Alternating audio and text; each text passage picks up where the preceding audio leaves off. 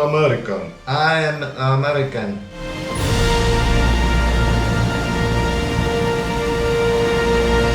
Hi, John here. Hi. I gotta read this very fast because the video is gonna be very long. Here we go. Hi, John here. It took me a while.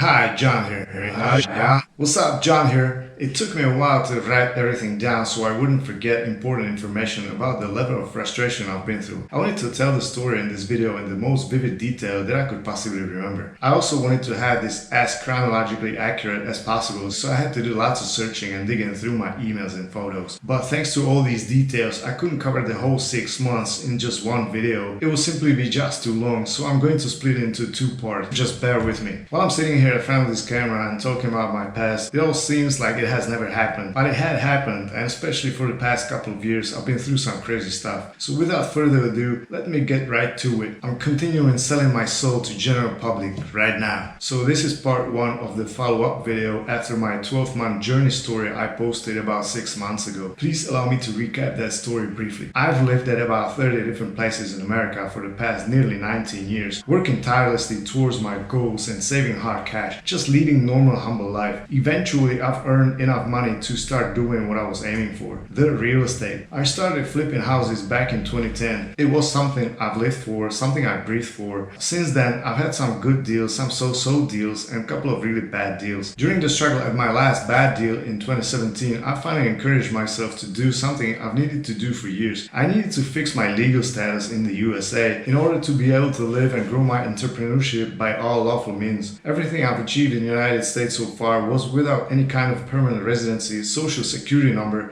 and or a credit score in that matter.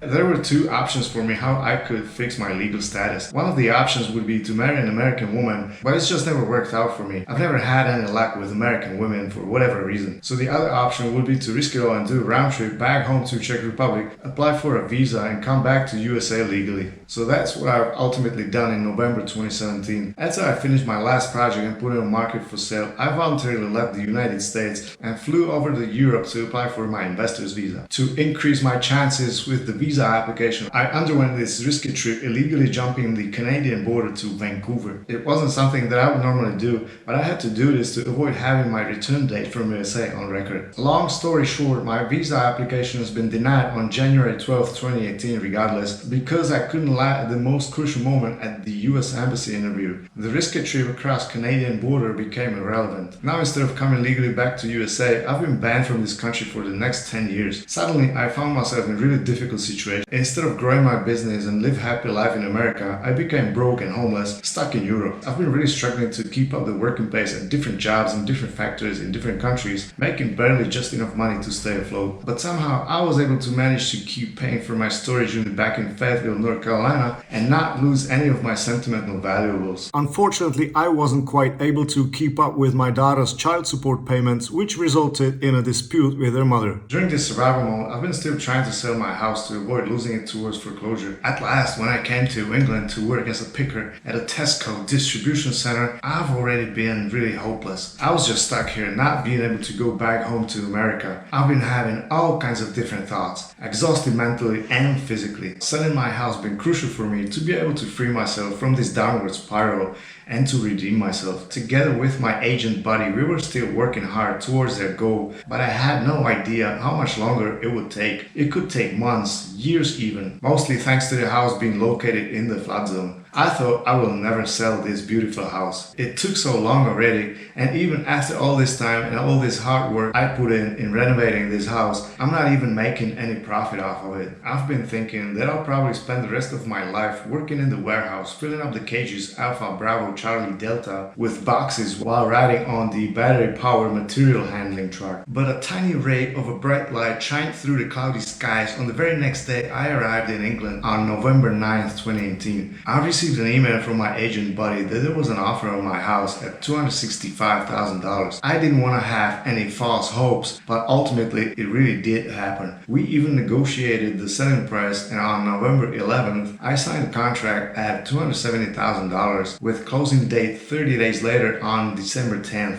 This was incredible feeling. All I needed to do at that time was to survive the warehouse job for following 30 days, and then I'll be finally free. I'll be back in business, bro. I immediately started planning my trip back to the US because that's where I wanted to be. I felt really desperate in Europe. Unfortunately, I couldn't come back legally, so I started planning my way back through the same spot at the US-Canadian border in British Columbia I came through on my way here. I also contacted Tracy, the owner of the White House next door. Back in 2016, I met with Tracy and she showed me her house where she and her family has not lived anymore. The White House been vacant for a couple of years, just deteriorating. We agreed that once I sell my house, I'll purchase her house as my next project. Since then, it has been a while and I was still interested in purchasing this house. So I emailed her to see if the house is still for sale and if she would be still interested in selling it to me. A few days later, she responded that she is still interested in selling me the house. This was a great news. This house is attracting me as a magnet. Another reason to come back to USA because I could potentially make profit somewhere between $80,000 to $100,000 flipping this house. I must get back there and buy this house to make some money to compensate for my previous losses. Big rock fell off my chest by signing this contract, but there were still many puzzle pieces that needed to fit in together in order to sell the house. Termite inspection, home inspection, appraisal, and lastly the flood insurance quote. Following weeks, the good news kept coming in. First, the termite inspection came out clean, then the appraisal was good for the selling price of $270,000. The home inspection came back with some minor issues like having the garage door motion sensor mounted too high, fallen piece of the roof insulation in one of the attic spaces, or a broken attic light fixture that I forgot to take care of. But the main issue that really needed to get taken care of was the problem with the heat pump upstairs. I've been aware of it not functioning properly. New wiring needed to be ran from the attic air handler to the outside condenser, which would be a little difficult to do, but Agent Buddy came up with a better solution. Instead of running the wires, he had a contractor install the wireless transmitter. He even paid for this repair from his own pocket because I was totally broke at that time. Agent Buddy was my lifesaver on many occasions with this house, including cleaning up after the Hurricane Florence. He helped me a lot more than he needed to earn his commission, even with non-house related matters such as my storage unit or a bank account. Agent Buddy took care of everything and I couldn't thank him enough. And at last the flood insurance quote came back low enough to keep the buyers interested in purchasing this house. So for the next month, 5 days a week, I was going to work at Tesco distribution center in Reading with a good feeling that one day this will be all over and I'll be out of here for good. I was trying to ignore all the people around me. I went through some training, got my ID card and started working as a picker. I really hated this place. The stinky locker rooms, the pushing and shoving in the time clock line with all the Bulgarians. But I had my little secret. I didn't tell anyone I came into contact with about my journey, about my challenge. I was just really so tired of this whole environment filled with people from the East European countries, and I was one of them. I never wanted to be part of this shit. Being profiled as a cheap East European working labor, supplementing all these non-skilled jobs in England. I already been there and done that way back and moved on and up. I was tired of being treated as a robot, being treated as I have no skills, as I have just started working somewhere. Even though I knew this was just a temporary solution for me, I did try to express my ambition to advance to a leading position, but the superiors had no interest in expediting my promotion even though I submitted my rich resume. I even applied for a job as a kitchen planner at the largest kitchen cabinet supplier in England named Rem Kitchens. It was a pretty low paid job, but it would be just enough money for me to keep up with the rent and the storage unit in Fayetteville. The job paid only 13,000 British pounds a year plus the commission. They invited me for an interview and I told them everything about my experiences and how I live and breathe kitchens and bathrooms. I thought I'll be easy choice for them, but guess what? They didn't hire me. I was like, why they would not hire me when I have so much experience to put in use here? I don't know. I was pretty disappointed. I would say it was their loss, not mine. I can still get back in business and do all of this on my own. After that interview, I haven't been invited for another interview to any other kitchen showroom again, even though I sent out a number of applications. I won't be needing meeting any employer anyway after I cashed my house. But in order to do that, I had to have a bunch of paperwork notarized for the closing. Closing attorney team called Single Source from Fayetteville, North Carolina emailed me the paperwork bundle to print out. Then I searched for a notary in Reading, England, which turned out to be a little challenging. I visited a few offices, but all of them would notarize my signatures by appointment only, scheduled sometimes the following week or so, but I didn't have time for that. My closing date was due and I didn't want to be the one stalling it. It wasn't as easy in England as it is in the US, where you can just walk in the bank branch and have it notarized on the spot and for free. So when I walked in the last office, I really tried to convince them to notarize these documents for me immediately, and luckily they did. But that's also how I learned that it won't be a free service. They wanted to charge me 80 British pounds per each signature, and there were 10 of them, 800 pounds total. How I'm supposed to pay for this when I'm totally broke, plus I'm 3 weeks behind the rent? I really missed America at that moment. Fortunately, the attorney offered me a bundle discount down to 300 pounds, but I still had to wait till Friday for my upcoming weekly paycheck. So he only gave me copies of the original documents and agreed for me to come back to pick up the originals after I had my money to pay for it. At least I had something to email to the closing attorney team so they could proceed with the closing preparations. On Friday, December 7th, I received my weekly pay of about 300 pounds, went back to the notary office and asked them if I can pay just 250 pounds for now and the remaining 50 pounds later, because I still needed the 50 pounds for having these documents shipped overseas. They made me sign an agreement and release the documents to me, which then I had FedEx to North Carolina. This was the last piece of the puzzle to fit in order to successfully close on that sale of this cursed house. Now I only needed to wait for the cash. After deducting all the commissions and fees, I would walk away with $239,000, which was really bittersweet outcome for me. On one hand, I was super happy I finally got rid of this house I almost died working on. On the other hand, I made no profit after 3 years of its ownership. But it could be worse. Still pretty good scenario considering all the circumstances. I must now draw a thick line behind the past and look into the future. After I'll return back to USA, only good things are coming my way. I had it all planned out. Once they deposit my proceeds into my Bank of America account, I will not waste any time and I'll fly back to Vancouver and then cross back to Blaine, Washington State. Then I'll fly back to Albuquerque to renew my New Mexico driver's license, which is expiring after 8 years on June 5th, 2019. Then I'll buy the same Ford Transit van I bought in 2015 and purchase the White House next door from Tracy and start working on it right away. I'm gonna redeem myself. I'll be back in business. But new problem arose. When I tried to log on to my Bank of America banking app, I couldn't get in. I ended up calling the bank and found out that my business bank account has been suspended due to inactivity and about $300 negative balance. I needed to open a new account, but because I don't possess social security number, I wasn't able to do so over the phone or online. I will only be able to open a new bank account in person at the Bank of America branch using my tax ID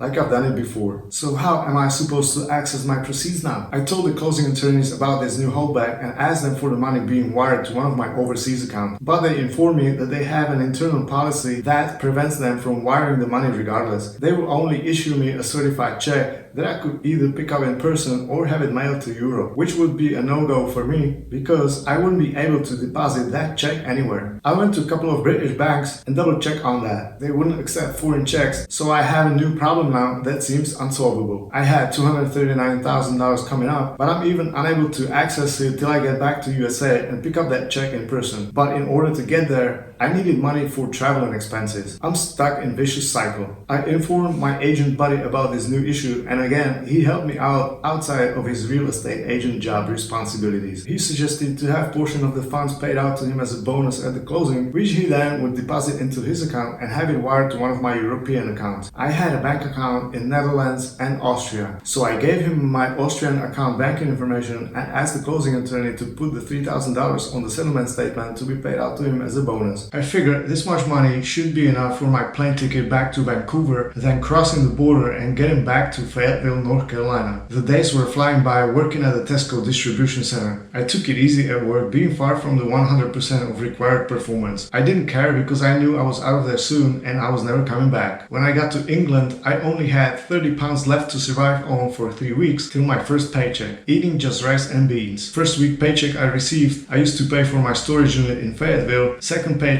I used to pay for my notary service. So basically I've been broke all the time. I had to keep begging the property management agent agency for postponing my weekly rental payments. Eventually, 30 days passed stacking Tetris in cages Alpha, Bravo, Charlie, Delta, and the closing was right on time on December 10th, 2018. I received the settlement statement and the $3,000 were paid out to Agent Buddy. Now I only need to wait a few days before he wires it to my account in Austria. By that time, I was £400 behind on my room rent. Well, actually, I was supposed to be paying the rent 1 month in advance, so in reality, I was over £800 in debt. And the day has come. December 13th, 2018, Thursday. The moment I've been waiting for so many months. My dream became reality. I sold my house and a few days later I received the $3,000 which were converted to 2,600 euros in my Austrian bank account. Now I can finally leave. No more picking heavy boxes and stacking them in cages Alpha, Bravo, Charlie, Delta. No more harassment from Bulgarian supervisors. No more pushing and shoving in the endless queue by the time clock machine. No more stinking locker room. No more stinking cheap Chinese steel-toe work boots. No more inhaling toxic dust being picked up by the MHTs. Tesco distribution center is a crazy place not to be. I'm out of here. So I bailed out of Reading, England the same evening. The moment my 2,600 euros became available in my Austrian account, I had this awesome rush. My heart started racing because I knew things would get moving from now on. I'm ready to travel. The previous day I applied for the new ETA to Canada because I had a new passport and it was approved almost instantly. So now there was nothing to hold me back from leaving this place. I immediately started searching for direct flight plane ticket to Vancouver online, but I wasn't able to pay for it with the Maestro debit card I had. I soon realized there was no other option than to purchase the ticket in person after I get to the airport. Then I booked an Airbnb room in London near the Paddington station to spend a night there so I don't run into property management tomorrow on Friday collecting the rent. Then I rushed to the Oracle shopping mall in Reading to purchase carry-on suitcase because I was tired of dragging my duffel bag everywhere. When I was leaving the room, I left some stuff behind that didn't fit in my suitcase. Then I got on the train to London. I told myself before that if I ever sell the house, I'll get a nice dinner and a few beers to celebrate. And that's exactly what I did that evening. Across from Paddington Station, there's a steakhouse, so I went in and stuffed my stomach with full rib rack and a couple of beers. Previously, I planned a trip around Europe before I head back to USA. Because I've lived in USA illegally before, I wasn't able to travel outside the country. So I wanted to take advantage of me being here and visit some places before I head back home because I won't be able to travel again once I cross the border to USA. I wanted to visit Spain, Greece, Italy, France, maybe even Singapore or Hong Kong. But since I only had 2,600 euros available, I scratched that idea altogether and decided to head straight to Canada instead. I don't need to spend all this money on meaningless traveling anyway. First, I need to make some money and then I will travel. So far, I've been only spending money. I'm almost $80,000 in negative balance since 2013. So this dinner was my only extra expense of about £90, which I sacrificed. Dinner,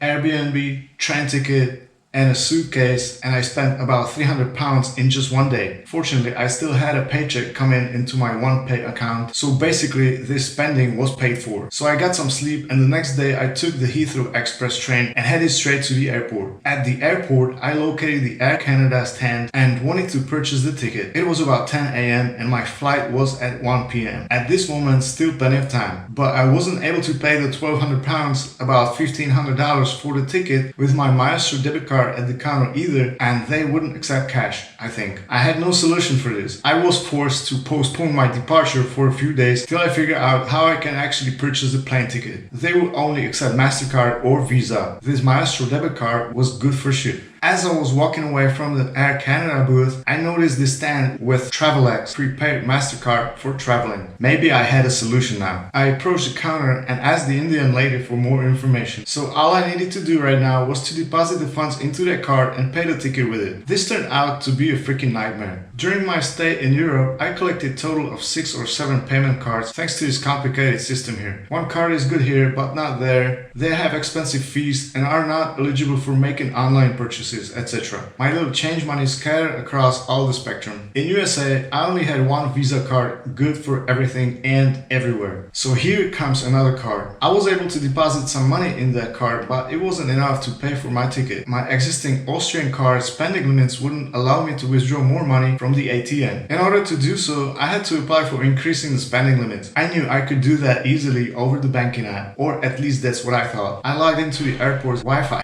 and opened the banking app. The app was asking me to enter a confirmation code sent via SMS message to the registered phone number on file in order to be able to change the spending limits. But I wasn't receiving any code. It took me a couple of tries to resend it till I realized I had the wrong SIM card with different phone number inside my phone. So I swapped the cards, but the correct SIM card had no reception. I swapped the cards back and tried to change my phone number within the banking app, but it wouldn't allow me to change it. Time was running and my frustration grew. At this time, it's about 2 hours till the flight. Still plenty of time it seems. So what do I do now? I still needed to increase the spending limits so I can withdraw the rest of the money to pay for my ticket. I started searching for a public phone around the airport so I can make international phone call to the Austrian bank. I found the phones, but I had no change for it. I deposited all my money into the Travelex card. I noticed another Travelex desk at the other lobby and asked the lady if I can use their phone to call the bank. First she let me wait for a confirmation with her supervisor and then they refused. Man, all these cards and all these transactions caused me so much nerves. I spent lots of money on different kinds of fees and currency exchange rates, first from dollars to euros, now from euros to British pounds. Thanks to all these transactions, money are just disappearing. I didn't know what to do. Okay, so I tried to swap the SIM cards again for the one that's registered with the bank, but no reception again. So I'm walking around the airport, dragging my suitcase in one hand and stretching my other arm with my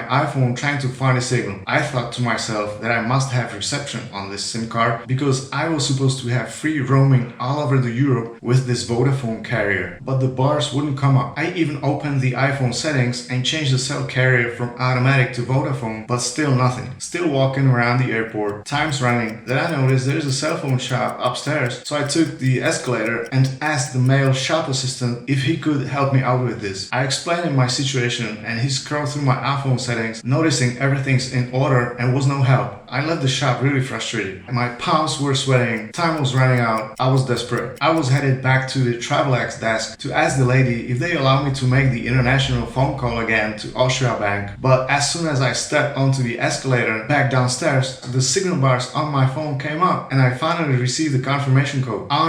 Unbelievable. I opened the banking app and entered the code, but the code wasn't accepted because it has expired by that time. So I requested for a new code and this time I was able to max out my spending limits. I walked all the way back to the first Travelex desk and withdrew the rest of the money from the ATM so I could then deposit it into the Travelex MasterCard. Then I walked back to the Air Canada counter again and finally paid the £1,200 for my ticket to Vancouver. This is it, man. I'm doing it. I'm flying to Canada and crossing the border back to USA. The journey has just begun. I'm on my way to my future house. At this point, it's just 1 hour till my flight. The security check and to walk to the gate took another 30 minutes. So by the time I got there, the plane was already boarding, right on time. I literally almost didn't make it. Now I can finally sit down by the window, enjoy the view and relax for the next 10 hours. During the flight, I witnessed interesting phenomena. We flew from London all the way up north across the polar circle over the Iceland and Greenland. The skies turned from day to the night and then as we were approaching Vancouver, it turned back to daylight. Amazing. I'm finally here. I've been visualizing this scenario for months. I knew I needed to get back home to USA. I've spent most of my adult life living there and I can't get used to the limited life in Europe. I'm an American by now. Maybe I have an accent, but I think like an American, act like an American. I love American lifestyle, American cars, American houses, American restaurants, American countryside. First thing I'm gonna do when I get back, I'll find a Waffle House and get an all-star special breakfast for $7. I can't wait till I get back to my storage unit in Fayetteville and dig out my iMac. I can't wait till I grab my Bostitch framing nail gun and start nailing some 2x4s. I can't wait till I grab the gas pump nozzle and start pumping the cheap gas again. I can't wait to pick up my check for $236,000 and open a new business account. I'm coming. I'm almost there. After landing in Vancouver, I walked through the corridors with all the other passengers towards the customs. At the YVR airport, they have these automated primary inspection kiosks, which you use instead of the paper custom declaration forms usually filled out in the airplane before landing. I entered my information in, scanned my passport, my fingerprints, and about 3 feet long receipt rolled out of the machine. I took that receipt and walked further down to join the line towards the border security check. Even though the change was really sudden from England to Canada, I was completely calm and ready to to go through. I didn't do any actual preparations for a customs officer's questioning. I'll just be myself and answer the questions as a man of a free world. I had a European Union passport, so there was nothing to prevent me from entering Canada. Just another European tourist coming to explore the beautiful Canadian nature. There was a number of officers sitting in the booths. I noticed at one of the booths there was an Arab or a Muslim-looking traveler, most probably an immigrant. The angry-looking customs officer was giving him a hard time with all the questions, but the Muslim didn't speak a word of English or French, and this officer started to lose his temper, looking really frustrated. He's not getting any answers from this guy. He was dressed as a businessman, wearing long coat and a yellow tie, just waving around some kind of invitation letter. Hopefully I don't get to go see this officer because obviously he didn't have his day. But the Murphy's Law kicked in, and that's exactly what happened. Out of all the officers, I went to see the one I had doubts about. I was prompted to go ahead to this booth and pass the officer my passport. This guy didn't look much Canadian either. I've always envisioned Canadian citizen to be white as a snow, but this guy was apparently a case of a mixed ethnicity. So the officer started asking me series of questions as well. What's the purpose of your visit to Vancouver? Just a venture exploring the unknown. Do you have another luggage? No, I just have the carry-on. So you don't have any backpack or anything? I was like, no, I travel light. And I started being a little nervous. Why is he asking me this? What does it matter how much luggage I have? Same with the following question I wasn't ready for. Do you have a hotel reservation? He asked me while listing through my passport. He didn't see any stamps. I don't even need passport to travel around Europe. I was like, no, I don't. I haven't decided where I'll be staying yet. Why this should be of any importance? I don't need a hotel reservation. The room reservation is just a few taps away on the phone. Either a hotel or an Airbnb. I mean, I can sleep in a tent if I want to. I'm a free man in a free world. He said, okay, no problem. Please proceed. And he made a few wild movements with his hand by drawing something onto the 3 feet long receipt I gave him earlier together with my passport. He inserted the paper inside my passport and handed it to me. I didn't even look at it and walked away towards the exit. I was like, phew, I almost didn't make it through, man. I got a little nervous there. Thank God he let me proceed to Canada. So I'm here now. Let's calm down. As soon as I'll get out of the exit, I need to sit down, log on to Wi-Fi and check my timeline. I needed to see what time was my bus from Blaine, Washington State to Bellingham. The same route I did before, but reversed. I needed to see at what time I'll be at the border. It's gonna be dark already, so this was great timing. I kept walking down the lobby following the ribbons, and there were another 2 female custom officers extending their hands and wanting something from me. Probably my passport. So I gave him my passport together with the receipt, and at that moment I noticed that the previous officer drew 3 circles crossed over on that receipt. I had no idea what it meant, but the ladies directed me to go a different direction than the other passengers were walking. I thought to myself, they'll be probably just checking on my luggage. When I got to the Border Patrol search room, the Muslim man I saw earlier was already there, being roasted by one of the officers at the search counter. They opened his luggage and searched the contents while asking him if he packed it himself. He didn't understand the question and was just staring back at the officer, randomly answering yes, no, not knowing what the question meant, just waving the invitation in front of the officer again, and that's what probably helped him to get through. This man was clearly a Muslim immigrant, and they let him through just like that. That calmed me down. I'm not a Muslim. I have a European Union passport. I'm just a tourist visiting and exploring. Why would they not let me enter? What they would possibly want from me? So I was called over to the counter and asked to open the suitcase as well. The same routine process started. First with the basic questions. Why did you travel halfway around the globe to Vancouver? I said, why not? I'm a traveler. I like traveling and exploring the unknown. Do you travel alone? And I was trying to make up some answers on the go, I was trying to improvise. So I said, matter of fact, I have a reunion with some of my friends from Europe.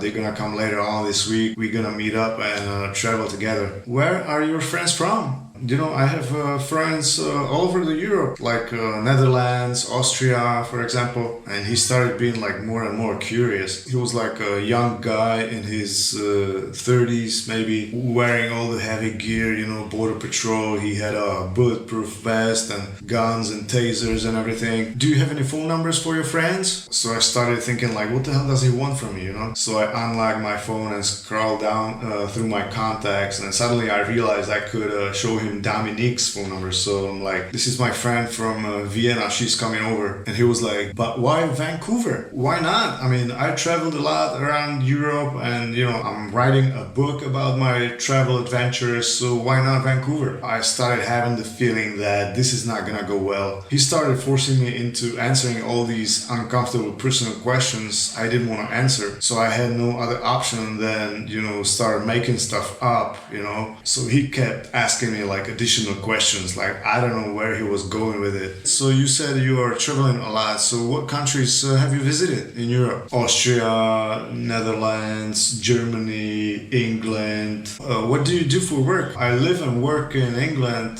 I have a renovation company. I didn't want to really tell him I worked at Tesco because it was history anyway. And at the same time, I didn't want to really tell him I'm an investor because he wouldn't probably believe me. So I just did something in between, I didn't want it to be obvious how much money is involved in this. So he kept roasting me even more. So you said you were in England. Where in England? Around London area? What is there to see in London? This guy is not gonna leave me alone. I mean, what the he keeps asking me these questions like he doesn't believe me anything I say, He probably thought I've never heard about Big Ben or Buckingham Palace or London Eye or whatever. So I just said, the usual stuff. Come on, tell me, what's there to see in London? I've been in London. I want you to tell me what's there to see. Really? Is this guy serious? So I told him the London Eye and Big Ben and Buckingham Palace, Westminster and the Tower Bridge. And then he's like, you mentioned you're writing a book. Can I see the book? And I'm like, no.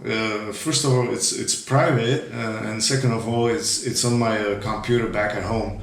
I started getting really irritated by all these questions, like I just crawled out of cave. The officer realized that this was probably gonna take a little longer than expected, so he moved my suitcase over to another counter in the back and started examining it. I completely forgot that I had some documents with me inside that suitcase. I had my birth certificate, I had some doctor papers, and my debt information. When he saw that file, I knew I was like, damn, I forgot I had those papers with me, I started sweating my ass. I was angry at myself mostly. I don't want to talk to this border patrol officer anymore. He was just a young boy trying to do his job way too responsibly. I had not imagined in my wildest dreams that I'll end up going through this kind of search. I wasn't ready for this. Now I have to keep making up answers on the spot. I need to improvise to at least try to save this situation. I need to get back to USA no matter what. I need to get to my money and to my next project house. So he started asking me, what are these papers for? Of course he couldn't tell because it wasn't in English. I told the truth. This is my birth certificate. Why would you carry your birth certificate with you? Just in case I lose my passport and my wallet and I need to go to consulate to apply for a new one so I can identify myself. And he started listing through the rest of the papers. And what are these? These are my doctor's papers just in case I get sick. I didn't really want to bring those papers with me, but I had no other option. I didn't have a place to keep it and I didn't think throwing them away would be a good idea. So I brought it with me. I have not suspected my luggage will get searched like this. At this point, he must have assumed I wanted to immigrate to Canada. Are you planning on illegally working in Canada? I was trying to explain to him that I have absolutely no desire to work in Canada. I have no need at all whatsoever. I'm making a good living in England. I have my own renovation company. How much money do you have with you? And I was like,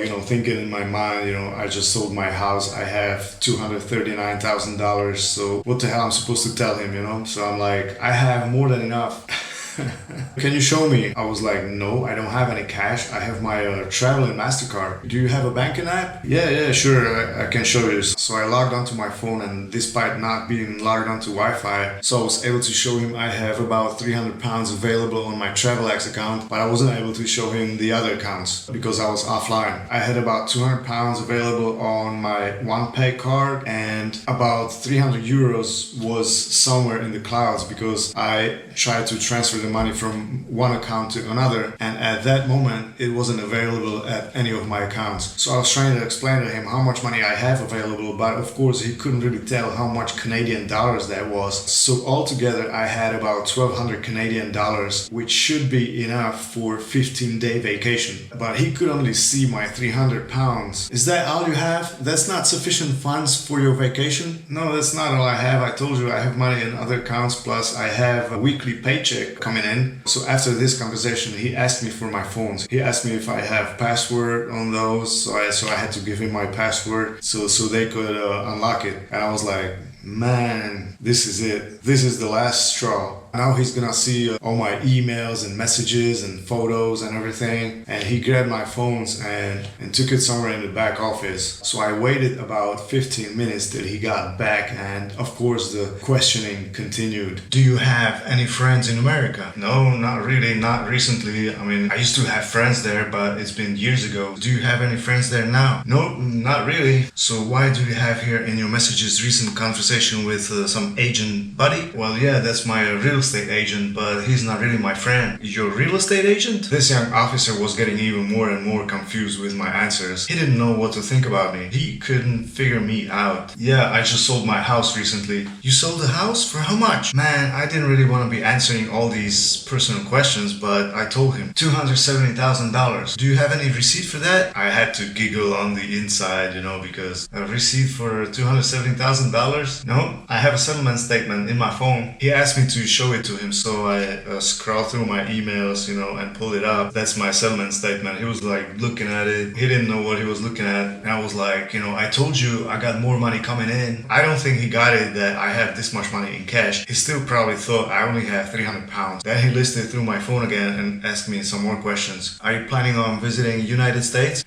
Nope. So why do you have here in your phone bus schedules from blank Washington State? Well, yeah, I've been looking into it, but it doesn't mean that I'll go there. But you said you've been in the United States before, right? Correct. So how long ago was that, and for how long? Yeah, it was back in 2000, and I was there for about a year and a half. Have you had a work visa? No, I just had a regular tourist visa for 10 years. 10 years? There's no such thing as a tourist visa for 10 years. I was like, yeah, there was. I don't think so. The visa is only for 6 months. He said. I was like, yeah, of course the stay permit is for 6 months, but the actual visa is for 10 years. Have you overstayed your visa while staying in the US? Of course not. I didn't stay there for a year and a half consecutively. His brain was overloaded. I was giving him such scattered information. He was so confused. I saw him listening through my pictures. Then he said, okay, wait here. We're gonna hold onto your phones for now. Just have a seat. And he grabbed my passport and left towards the elevator. 30 minutes later, he returned again and called me over. Okay, now, so be honest with me. How long have you stayed in the United States? So I just repeated the same I told him before, and he goes, I think you're lying. And I'm like, so for how long do you think I've been there then? And he said,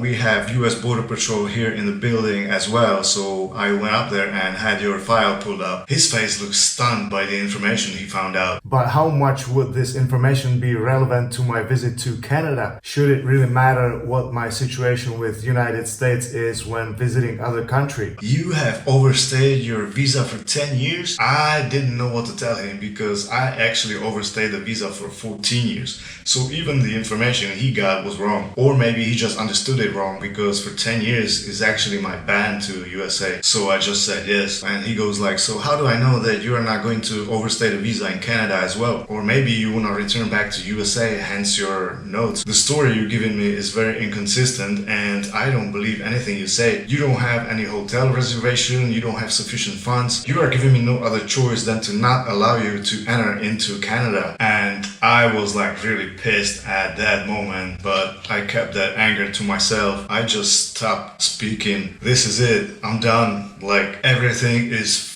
up right now. How am I supposed to get back to Fayetteville and pick up my check when they don't even allow me into Canada? You got me, guys. It was like you had this sixth sense. You just saved the world from one investor who only improves other people's lives by providing them nice houses for their families. I wasn't prepared for this. This was supposed to be a smooth operation, so just because I didn't have the hotel reservation, which I really didn't think I would need, the first officer sent me to this border patrol screening, and this guy is not letting me through because of all this confusing information he got from me. He prompted me to sit down again for another 30 minutes, and then he came back from the office and handed me to sign some papers. So the official reason on the papers why they didn't let me in was insufficient funds. This was really mind-blowing because I had $239,000 waiting for me in the USA. Then he offered me two options. I could either sign the voluntary surrender of the electronic travel authorization without consequences and just fly back home and reapply, and the other option was to have an attorney represent me and do some kind of appeal, which would be probably a lengthy process I didn't want to go through. So I decided to just sign the visa surrender. As soon as I was gonna get back to London, I would reapply for the ETA and fly right back to Canada. So no big deal here. I can still make it back to USA, get my money, buy the White House to flip and earn $100,000. Just let's get over with this comedy. Then he explained to me that I'm probably gonna spend the night here and they will put me on the next available flight back to London. They would even use my return ticket to pay for it. I was told to go back to the waiting room to sit down and they brought me a Wendy's burger. Even though he knew I stayed 10 years in USA, he asked me if I know Wendy's, like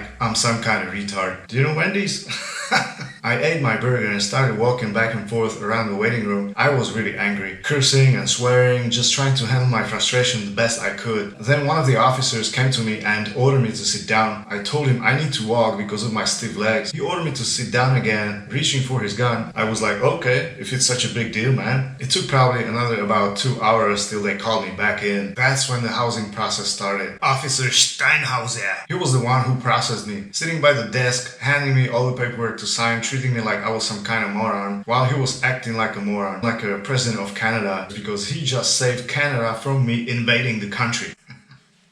Under the bulletproof vest and all the gear he had hanging on it, I could see his skinny, crooked body making weird movements while sitting and walking. He even had a speech disability, but that didn't stop him from treating me like shit. And I just wanted it to be over so I can get some sleep. They kept telling me that this is not a jail, this is not a prison, this is just a holding facility with rooms and shower, just trying to calm me down. But then another two heavy-geared officers stand behind me and asked me to stand up. That's when the terror started. I've never been arrested before, so this was rather a disturbing experience for me. Humiliating. I had to empty my pockets and put all the valuables in a plastic bag, pull out my belt, pull out my shoelaces, and keep only one layer of clothing on me. Mr. Steinhauser kept ordering me to put everything in the carry-on suitcase, including my Hugo Boss leather jacket, and I had to tell him multiple times that it won't fit. It just won't fit, man. The suitcase was already full and he still wouldn't believe me until I was trying to stash my sweater in there and my t-shirt, and I had to kneel down on top of the suitcase to be able to zip it up. The leather jacket remained outside the suitcase. Hopefully they will not damage it or lose it. Then they pat me down, put my hands behind my back and handcuffed me. That was the first time in my life I was wearing handcuffs. Then I was lined up together with another 4 Mexicans who were staring at me like, who the hell is this guy? I'm probably the only European that's not been allowed to enter Canada in a while. There was about 5 or 6 officers around us, escorting us through the airport lobby around restaurants so the other tourists have a really good look at us. So humiliating. I was just looking to the floor telling myself this is not happening. I'm not really here, just my body is here. Where are they taking me? Why do I need to be in handcuffs like a criminal? They loaded us onto a large service elevator and ordered us to face the walls of it. We descended several floors down to the basement, exited the elevator, lined us up again and walked us through a really long underground hallway somewhere under the airport building. There were some janitors pushing their housekeeping carts, some other maintenance crews and kitchen personnel, everybody just staring at us. When we reached another door, we were ordered to face the wall again and they pepped us down again. The door was operated somewhere from the control room and the guards were communicating over the radios till the door latch clanked. We entered sort of waiting room where we faced the wall and felt the officers' hands on our bodies again. We were ordered to enter one by one to the next room. Pepped down again, then another doors and a hall and pepped down again and having the handcuffs removed before entering the jail. The jail consisted of a common area and about 6 adjacent sleeping cells. Some had 2 beds, some had 4 beds, and stainless steel jail-type toilet with sink. There was also a room with shared shower. The common room had dining tables and plastic chairs, TV enclosed in a protective case, bookshelf with some books, and the whole room was overlooked by the two-way mirror stretching across one of the entire walls. The two-way mirror wasn't completely see-through proof. I could see the officers behind the tinted glass sitting behind their computers while watching us. There was a clock showing about 11 p.m. So this entire process took about 7 hours. Together with me, there was another 5 Mexicans sitting at the dining table, and shortly after we got there, we were given our snack. Honestly, I don't remember exactly what it was. My thoughts were going elsewhere. Instead of getting back to USA and living my dream, I was now somewhere in the Vancouver's airport basement eating late dinner with a bunch of Mexicans who are staring at me. I'm trying not to pay attention to that, and after dinner I turned the TV on. I don't even know why I did that because I was so tired, I just wanted to crash. So after about 5 minutes of watching TV, I got up, got showered, and lied down onto my new vinyl mattress bed. This was my first jail cell experience. Now I can see in person what jail cell looks like. Everything is riveted down like the polished stainless steel mirror, the light fixture. There is nothing that can be unmounted and used as a weapon. I was trying to get some sleep, but it was impossible. The Mexicans were chattering, the AC was blowing loudly, and every 20 minutes the guards unlatched and latched the doors to do periodic routine walkthrough. The latch was so loud that it woke me up every time I almost fell asleep. Even though I was so exhausted, I got up at about 1 a.m. and started working out because I've had enough of these noises. I did push-ups, handstands, and even used a couple of the plastic chairs in the common room to do dips. The oldest Mexican was like giving me a thumbs up, so I even exchanged few sentences with the Mexicans. They asked me where I was from and I said, República Checa. They told me a little bit about their journey, but honestly I could care less. I didn't want to disclose any more information about me than necessary. So I went back to my room to try to get some sleep again, but at about 3 a.m. they brought in another Chinese older skinny man who was assigned to the other bed in my room. Eventually the Mexicans quieted down, but that caused the AC blow the air even louder and the latches clanking every 20 minutes even more disruptive. So I was just laying there with my eyes open, staring at the ceiling for the rest of the night till the breakfast was served at about 6 a.m. This free hotel was all inclusive. Last night I was told that my flight will be in the morning, so I asked the guards at what time my flight back to London was, and they didn't have any specific information for me, just telling me it's soon. So I was just hanging around the place, sitting, walking circles, doing push-ups, watching TV and thinking. Lots and lots of thinking about my uncertain future. I asked about my flight again. No time was coming. I started getting really anxious. I need to get out of here before I get fucking crazy. So I started knocking on the two-way mirror every 10 minutes. Hey, what time's my flight? What time's my flight? Hey, what time's my flight, buddy? What time's my flight? All the officers were like different nationalities. Men and women, Asians, Latino, Hindus. I'm probably the only white person in here. The only white person being held here by the Canadian Chinese people. This world is upside down. After lunch came in the information that my flight was at 3 p.m. Thank God for that information. The worst feeling is when you don't know for how much longer you'll be in the hole. Finally, they came to get me. They called my name and 2 officers escorted me back upstairs. I went through the same process as on the way in, but reversed. Facing the walls with my hands in handcuffs and getting pepped down again about 5 times during entering a number of clanking doors and the elevator back up. Then through the airport lobby being humiliated in front of other passengers, and then back to the border patrol office. This one guard escorting me through the long basement hallway wanted to chit chat with me and asking me questions where I was from, etc. But I just cut him off. Hey man, listen, I'm really not in the mood for a small talk, you know. He said, okay, understandable. They made me wait for another hour in another holding cell. That was really cold. I kept knocking on the door, signalizing through the glass, asking multiple times for a blanket or to let me out to wait in the waiting room. They gave me just this thermal blanket, which was good for shit. Trying to warm up, I did some push-ups and handstands, but one of the guards came over and told me to stop doing handstands so I don't hurt myself. Idiot. But at least they fed me. Then they finally released me and I was given back my suitcase and my leather jacket. I dressed up, put on my Hugo Boss shirt, put the belt back in my Mustang jeans, put my Bugatti shoes on instead of Adidas sneakers because I was too angry to be bothering with putting the shoelaces back. After another 20 minutes, they finally escorted me to the gate. It was Mr. Steinhauser again and another officer. I was pretending like they were not there, just minding my own business. Logging on to Wi-Fi and checking my emails. There was an email from Canada informing me that my ETA was suspended. This is the first thing I need to do when I get back to London. I need to reapply for that electronic visa and fly right back to Canada. But the problem now is the money. I spent about $2,000 in one day and will not have enough to fly right back. So I have to ask again the single source attorney's office to make an exception with their no wire internal policy and to wire me the proceeds to one of my European accounts. When the boarding started, I was the first passenger to board. Steinhauser hanged onto my passport all the way to the aircraft entry door and wished me good luck when I entered. I completely ignored him and then I walked all the way back to my seat by the toilet. The plane was empty and one of the attractive young female flight attendants walked past by me and said, "Oh, I didn't know we're boarding yet." And I was like, "Oh yeah, because I'm a VIP passenger." Her face lights up,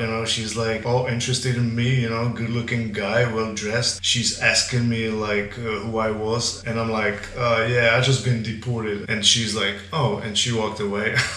She was so obvious. I was just laughing on the inside. So I slept through the entire flight back to London because I was so tired trying to process what the hell just happened. I just spent $2,000 on a round trip to Vancouver and now I'm back in London. Everything feels different. For months I've been hoping I'll make it back to USA and now what? But I'm not giving up. Once I have the money wired, I'll be coming back. Nothing is lost. I've been told I can reapply for the ETA once I get back, so that's what I'm gonna do now. So Sunday evening, December 16th, I landed back in London. I sat down in a coffee shop in the airport lobby, logged on to Wi-Fi again and searched for nearby Airbnb room. I needed the room somewhere near the Heathrow airport so I don't have to travel far. The closest I could find was in Hounslow. I took a bus to that little house somewhere in Hounslow and the host led me to my room. So while I was there trying to settle down a bit, I received a message from the Tesco coordinator asking me why I didn't show up for work. So I made up a sickness caused by a dust irritation from the warehouse. I said my nose is bleeding and I believe I'm not the only one having respiratory problems from there. He only answered that next time I have to make a sick call in advance, otherwise I will not get the sick pay and will face termination. Then I got another call from the lady in the labor agency that I was actually working this job under asking me the same thing. And during this conversation the topic changed to my bank account problem. She asked me if I opened UK bank account yet for my paychecks and I said no, I still have just the one pay card that they issued me from Tesco. So she told me I really should get this TransferWise account. It's a multi-currency account where you can toggle your money between currencies back and forth for minimum fees, like really cheap. Basically losing almost no money doing that because they were converting the currencies using the middle rate. So I asked her if this was safe even if I had $250,000 in it and she said yes. So I did some more research on it, downloaded the app and then applied for his account and the MasterCard. The MasterCard was supposed to arrive within a week, so I asked the Airbnb host if I can have this card delivered to his address. I also asked if he had a vacancy for the next week, but he was booked, so I had to find another place to stay for the next 5 or 6 nights. But despite that, he allowed for the card being mailed to his address. Good thing about this banking app is that you get actual banking account in your name at that country where that currency is from. So for example, for the US dollars, I suddenly had a US bank account in Federal Savings Bank in New York, which was great for having my money wired domestically and I wouldn't have to convert it to euros or pounds. So now my next steps were to get in touch with single source attorneys in Fayetteville to have my funds wired to this new US account and to reapply for the new electronic travel authorization to Canada. I figured it was gonna take at least a week to get everything ready till I can head back, so I was gonna need a place to stay. I found an Airbnb room for £20 a night till Saturday for total cost of £100 in Lambeth, walking distance to the London Eye. I finished my laundry and recorded a video to my diary. This piece of plastic is the only physical evidence that I've been detained in Canada. It's a piece of vinyl liner that's glued to the bottom of the wall around the room perimeter. I kneeled down and tore a piece of it off in the corner behind the stainless steel toilet away from the security cameras. Then I stashed it inside a cavity of one of my sneakers. On Monday morning, December 17th, I packed, got on the bus, train and a subway to reach my new place, the Pula House. I could see the top part of the London Eye from the kitchen window. Their check-in time said 5 p.m, but I got there before noon. I was hoping someone would let me in because I didn't want to be dragging my suitcase around London. So I rang the bell outside the entrance, but no answer. I texted the host, but no answer either. Then I texted another number and no answer as well. Then some residents were coming out the door, so I went inside, located the flat on the first floor, following the Airbnb instructions, and knocked on the door a few times. No answer. So I went back down to just go ahead and head towards the London Eye with my suitcase. But as soon as I exited the door, I received a call from a woman with an Asian accent informing me that they will let me in so I can at least store my suitcase before the room gets ready. The door buzzer didn't work, so some other Chinese woman walked down to open the entry door for me. The flat wasn't anything special, equipped with just basic furniture. She showed me the locked door of my room and then she allowed me to store my suitcase in her room she was sharing with her little daughter. This little princess wanted to make friends with me. She was so sweet. She asked me my name and I told her I'm Uncle John, so she kept calling me Uncle John, and telling me how old she was and showing me how she is coloring the coloring book. But she was holding the pencil wrong and was doing a really bad job with the pencil strokes all over the place. But apparently she was very smart 4-year-old, just hungry to learn new things. So I showed her the correct way to hold the pencil properly and how to color the characters in the coloring book, slowly following the lines and filling the shapes. She was doing really well. Her mother just said she never showed her how to hold a pencil, saying she didn't know. So I told the little princess to keep coloring and show me the results after I get back, and headed out to explore London. So thanks to being sent back to England now, I at least got a second chance to see London for real. I wanted to skip on all this traveling, but here I come. So I was gonna take advantage of this situation and actually tour London as a typical tourist. So I walked straight to the London Eye, took a ride and got a nice panoramic view at London. I managed to see lots of stuff the very first day in London. No Brexit protest at front of the Parliament building, Westminster Abbey, Westminster Palace, Westminster Bridge, Big Ben under construction, Buckingham Palace, the Mall, Queen Victoria Memorial,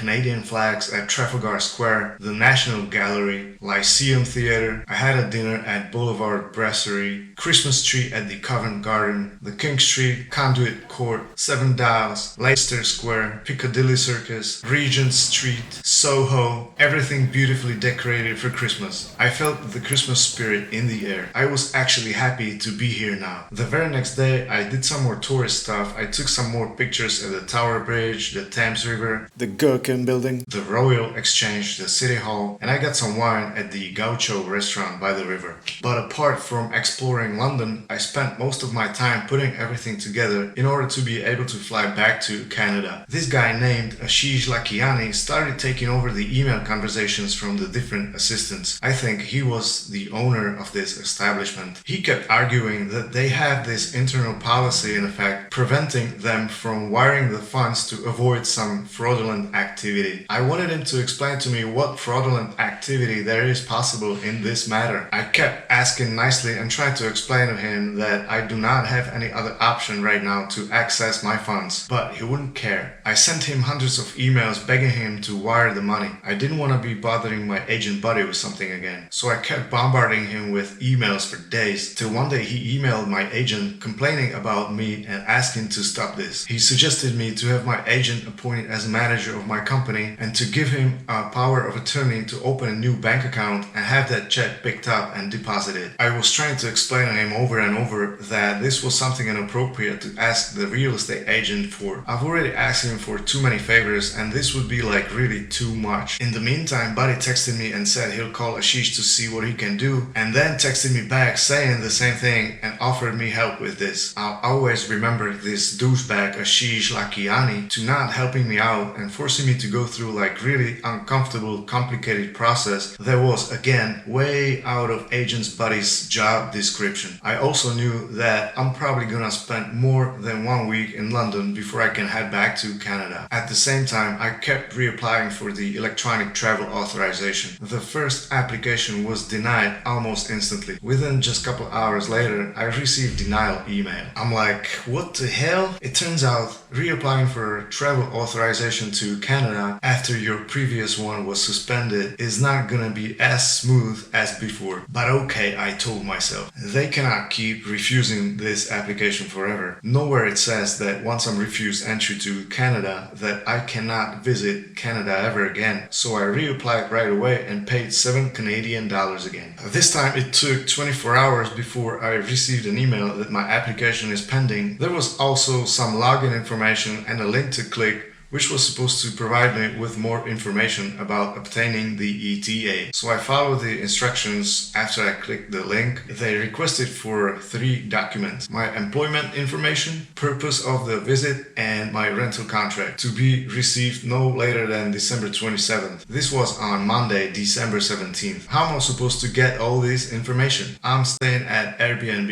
I do not have any rental contract. I don't have any employment right now. I'm gonna have to think about what I'm actually gonna do next. Maybe I should try to find a job here in London because I don't want to go back to Tesco. So at the same time I was trying to figure this out, I've been dealing with Ashish Lakiani for the next couple of days. His reluctance to wire the money resulted in changing the approach to this. Thankfully, I didn't need to beg my agent buddy to help because he decided to help on his own. So what I had to do next was to fill out an online amendment application at the Secretary of State of North Carolina website to add him as a manager to my LLC company so he could go to Bank of America branch in Fayetteville and open new business account in my company name and then deposit the check. On December 19th, I paid $152 for same-day application processing fee, and they really did process it within just a few hours, sending me back a confirmation email that Buddy was added to my entity. Buddy was a pretty busy man, plus it was the holiday season and I was pretty sure he's got other things to worry about than my problems. But he did manage to go to the branch the last business day before Christmas on Friday, December 21st. The process in the bank took about an hour for a new account opening and depositing the check. I had $200 available immediately, then $5,000 was supposed to be available in 3 business days, and the rest of the $236,000 on December 29th. This was a major achievement. Now I'll finally be able to access my funds. Man, this was like the best news so far. I also called the bank and ordered a new business debit card to be mailed to Buddy's address. They even reactivated my online banking access information, including the same username and password, so I could now finally view my balance in my banking app. It felt like something unreal. I have not set a foot on the USA soil, and now I have a bank account there, thanks to Agent Buddy. As for the ETA, I wasn't able to provide any of the requested documents, so I followed the instructions and submitted an extension request instead. After a few days of unsuccessful search for a job and accommodation in London, I came to a conclusion that the best solution in order to get an employment confirmation and a rental contract confirmation would be to go back to work to Tesco Distribution Center in Reading, if they still have not fired me, of course. On Thursday, December 20th, I got a message from the previous Airbnb host that my TransferWise card has arrived, so I traveled back to Hounslow to go get it. I remember on my way back, I started getting really sick. My abdominals started hurting me in the liver region. I started shivering and had cold sweats. By the time I was getting off the bus back in Lambeth, I was so weak I could barely walk. Till this day, I don't know what was wrong with me, but I was dead the entire next day, feeling so weak, just laying in the bed sweating and not able to get up. But then I got better and I was able to get up, pack my stuff and leave back to Reading, to the same house, the same room I left from a week ago. I was never supposed to see again the things I left behind. It was like I never left. The Tesco coordinator called me a couple times requesting a doctor papers for my sick days, but I had none to provide. So they just let it slip this time, and the very next day I went back to work. The same warehouse, the same stupid job, stacking boxes in cages Alpha, Bravo, Charlie, Delta, the same stinking boots, the same stinking locker rooms, the same French fries for lunch every day, or should I call it chips? I don't know why British people call it chips. All I needed to do for now was to have the performance good enough so they don't fire me before I get the ETA approved. So my main priority was to gather all the documents and submit it. I requested for my employment information with the HR department, but because of the Christmas holidays, it took days before they even bothered to provide it to me. Same with the rental contract. I actually had to pay off most of my rental balance in order to get it. At the same time, I kept checking my Bank of America balance because I was supposed to have $5,000 available by now, but suddenly my balance fell from $200 down to zero. I received a notification that the certified check that Buddy deposited was put on freeze hold till January 3rd. I called the bank requesting for more information, but the customer service was not able to provide me with more information. I started getting really nervous that Agent Buddy took advantage of the situation. All of this was very uncomfortable for me because now some man had unlimited access to all of my hard-earned cash. If he ever wanted to, he could withdraw the $236,000 legally and I couldn't be able to do anything about it. I was so stressed out. At least the work over the holidays was easy. That week I worked only 2 days, I think. The following weeks I wasn't working more than 3 days per week either. I've been making excuses and been trying to reschedule my days off. This was during the Christmas holidays. They even had the break room area decorated and served free Christmas dinner. Then a few days later I received an email from the ETA that my application has been forwarded to the nearest Canadian mission consulate, specifically in Vienna. I guess they meant nearest to Czech Republic, but I kept telling them I don't live in Czech Republic, I live in England. I kept emailing them to Vienna asking about the status of my application because I have not received any confirmation on my extension request and it was already past December 27th. On December 28th, the business debit MasterCard I ordered at Bank of America was delivered to Buddy's address. I needed the card number in order to be able to transfer money from Bank of America to TransferWise. I asked him to hold on to that card and not ship it to me for now because I didn't know for how much longer I'll be staying at this house. I'll be coming back to USA soon, so I'm gonna just pick it up in person when I get there. A few days later, the whole balance of $236,000 became available the day they said it would on January 3rd. Immediately after I received the funds, I transferred $5,000 to my TransferWise account and started searching for a new computer to purchase. I couldn't live without a laptop anymore. The money became available on January 8th, and after extensive research on different computers, I opted for 2018 15-inch MacBook Pro. I've been searching for a used computer or a Windows computer. I was considering all the options. I've done extensive research on the new butterfly mechanism Mac keyboards that were supposed to fail all the time, batteries that are glued in and can't be easily replaced, and the SSD hard drive that can't be upgraded. But still, the Mac is such a good and sexy looking machine. I've been telling myself I have to be extra careful around this keyboard to not eat or drink around it. Just keep all the food away in a 100-foot radius. Do not drop any crumbs on the keyboard so the butterfly mechanism doesn't get stuck. I wasn't ready to spend this much money on a laptop, but I ultimately wanted a computer that will last as long as my previous 2009 MacBook Pro. Computers are a lot more expensive in England than they are in the US. The same MacBook Pro costs $700 more in England, probably thanks to the import taxes, which is crazy. Plus, the British version has a different keyboard layout. Because of this keyboard layout, I searched for the US version on eBay and Amazon, and I found a couple of them. Those people are selling Apple products that for some reason couldn't be sold at American store. I later found out that the Mac I purchased on eBay was originally to be sold at the Best Buy store. I paid for it on January 10th and received it on January 19th. And I immediately realized that the reason they couldn't sell it at Best Buy was because sometimes during the handling process, it must have been dropped on one of the corners of the box that was damaged a little bit. But the computer was and still is completely fine. I finally had a computer after all these months doing everything just on my phone. I could finally start doing some serious work and I started working on my videos. Now guess what happened shortly I received my laptop? I was really being careful with the keyboard and not eat or drink around it. But then one day I fixed me a protein shake in my spill safe shaker and I positioned myself on the bed in comfortable position with the laptop in my lap, grabbing the shaker to shake it before I take a sip, and the freaking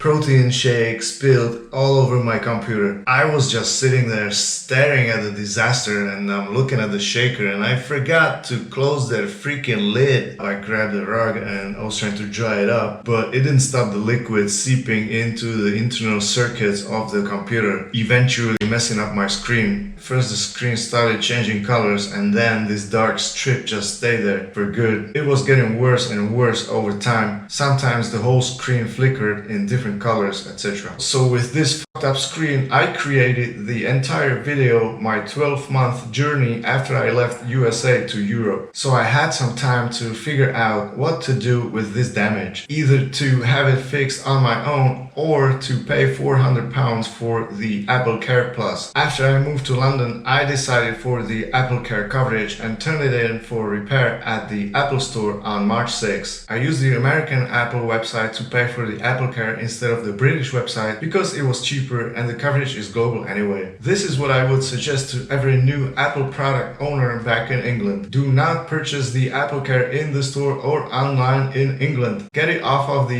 US website. Not only is cheaper, but then when you need to bring your Apple product for repair, you will not be paying the additional flat fee. I don't remember the exact amounts, but I guess you can look it up online. For example, if your screen goes bad on your laptop and you end up replacing it at the Apple service, you will end up paying additional £300 on top of the £400 you already paid for the Apple Care if you purchase the Apple Care in England. While if you purchase the Apple Care on the US website, you don't pay any additional flat fees. The total repair cost is £0. It's weird, right? European Union is a fucking scam. Scamming all the people everywhere. So when I turned my computer in for repair, they replaced everything. The only thing that's left from my computer was the logic board. They replaced the whole body with the keyboard because the keyboard is riveted to it, and including the batteries because they are glued to the bottom of it. They replaced the display lid twice because the first time they damaged it sometimes during the repair process and put a dent in it. The total cost of the repair was 1,500 British pounds and my due was zero. That was very expensive protein shake spill. I basically had a brand new computer with zero battery charging cycles. Now back to my ETA application challenge. Eventually I gathered all the requested documents and was ready to re-upload them, but the links on their website were no longer active. And then without any notice, on January 10th my application was refused without the opportunity to re-upload my documents into the website after the initial extension request. I was really pissed. I had no other option than to start the entire process again. The same day on January 10th, I googled the Canadian website again and filled out yet another ETA application. Then at the checkout, I filled out the credit card information and hit pay. After that, the page loaded a receipt for $69 US. I was like, what the hell? I'm supposed to be paying only $7 Canadian.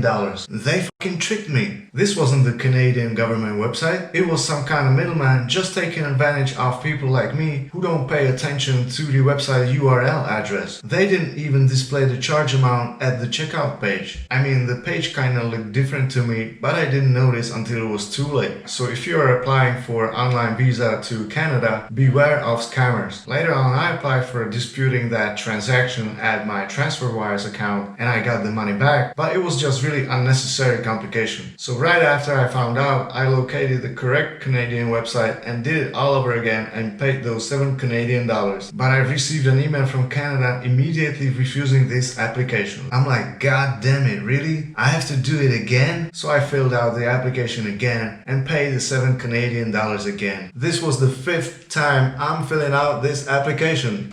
Nerve-wracking. So the same process followed. This time they emailed me informing me that my application was forwarded to Vienna, Canada mission and asking me for more supporting documents. This time not only the employment information, rental contract and a purpose of the visit like before, but also my proof of funds, ties to my country, my family information and the most important, my deep scan criminal record. I'm like, are they kidding me? What else do they need from me? My shoe size? This was getting really ridiculous. Mr. Steinhauser forgot to mention when processing me back in Vancouver that obtaining the ETA after being deported from Canada is going to be mission impossible. I was thinking that I still should be able to pull this off, but this is the last time I'm doing this. If they don't allow me to enter Canada, I'm going to USA through Mexico. So I already have the employment and rental contract handy, and I do have plenty of funds. I can transfer as much money as I want to my multi-currency TransferWise account and convert it to Canadian dollars for them to be clear on how much money I actually have available. And then I can get the criminal record, even though I have to travel from London to Prague, Czech Republic, and apply for it at the Ministry of Foreign Affairs. Then it needs to be officially translated to English and notarized. The only thing I can't fully prove is the ties to my country. I've lived in USA for past nearly 19 years and I don't have any ties to Czech Republic. I'm an American. I am an American. I am American. I am an American as well. The only ties I have in Czechia is my daughter living there with her mother. So what the hell I'm supposed to do? I'm gonna have to come up with some sort of story for the Canadians. So on January 23rd, I flew over to Prague and killed a few birds at one take. Not only I had the criminal record pulled out and had it translated to English, I also managed to catch the last bus to Pilsen City to see my daughter. So we took some pictures so I could prove my family ties in my country. Then I got a room for the night, and the next morning I had a meeting with Czech coffee shop franchise CEO to talk some options. I've been considering opening a coffee shop in case I don't make it back to USA. We had a nice chat and exchanged some interesting information. I told him about my American journey and he told me to get back with him once I'm 100% sure I'll be staying in Czechia. After that meeting, I took a bus back to Prague to pick up my translated copy of my criminal record and headed straight to the airport and then back to Reading. That was one crazy round trip. Totally exhausted, but I got all the documents I was able to get to support my ETA application. Then I composed a letter with my traveling plans and attached it to all the files. I listed some destinations like Toronto CN Tower, some skiing resorts for my winter vacation, NHL hockey games, etc. I wrote a little something about not having any ties to Czech Republic because I sold my house to be able to travel the world. I attached a picture with my daughter mentioning I'm financially supporting her. And finally, I uploaded all the files and waited for results. This trip to Prague to obtain the criminal record cost me a total of 800 British pounds, including the plane tickets, train and bus tickets, the tram and subway tickets, the accommodation and the food. If I won't get this application approved, I'll be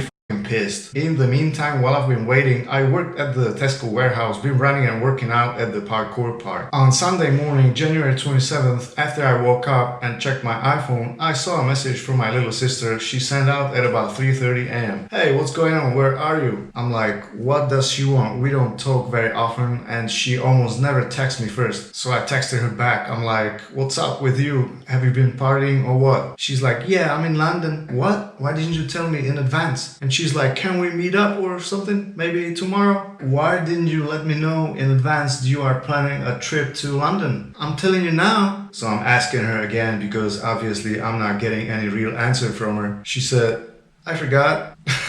I'm like, okay, I can't come to London tomorrow because I work. So today is probably the only day I can meet you up. So out of the blue, I had a surprise visit from my sister. She came over with her boyfriend Mario, who got her this trip as a birthday present. They found some really cheap tickets in her hotel room. I got on the train from Reading to London and we met up at the Piccadilly Circus and walked towards the Leicester Square and sat down for a couple of drinks at the All Bar 1. I couldn't believe my little sister just turned 30. So a few days passed since the submission of my ETA documents to Canada Mission in Vienna, and then on January 30th I received this email. Dear Mr. Wilmington, this refers to your ETA application and your email dated January 29th. Your ETA application was processed in accordance with the Immigration and Refugee Protection Act and was refused on January 29th, 2019, and blah blah blah. So basically my ETA visa application to Canada has been refused for the 4th time. Fucking shit. Fuck. I'm like super pissed right now. This is so unfucking fair. I have provided them with all the information they asked for, including my clean criminal record, and they still haven't approved it. This is war. I'm not giving up. I'm gonna fight this. I'm gonna take this to court. And I emailed them this warning, but at the same time I emailed them this warning letter. I was thinking, you know, fuck it, fuck Canada. I don't wanna go to Canada anyway. Canada can just kiss my motherfucking Czech ass. It's just cold, weird country full of Chinese people. It's not even Canada anymore. It's fucking China. If I wanna go to fucking China, I'll go to Beijing, or they won't let European in and they let all these fucking Chinese immigrants in. I'm done with this crap. I hate Canada. Canada fucking sucks. I'm going to Mexico. So this was the first part of my USA return challenge story, and in the next part I'm gonna cover my mission to Mexico and waiting the Rio Grande to Texas. So now I have to work through all my recordings to edit all this. It's gonna take forever. So till then, see ya.